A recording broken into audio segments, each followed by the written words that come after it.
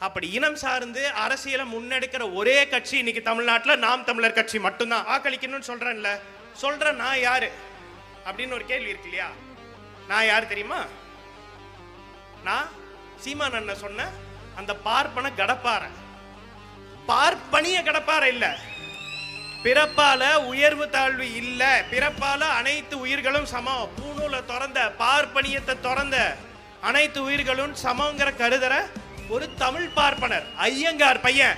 நான் சொல்றேன், ஐயங்கார் யாரும் இந்துக்கள் கிடையாது, நாங்க தமிழர்கள். நான் பெருமாளை திருமாலை வழிபடுற வைணவன், சிவனை வழிபடுற ஐயருங்க இருக்காங்க, அவங்க சைவர்கள்.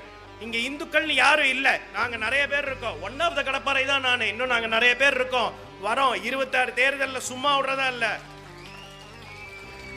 அது நீ உன் இனத்துக்காக வேலை செய், உன் இன விடுதலை, உன் இன அரசியலுக்காக வேலை செய்.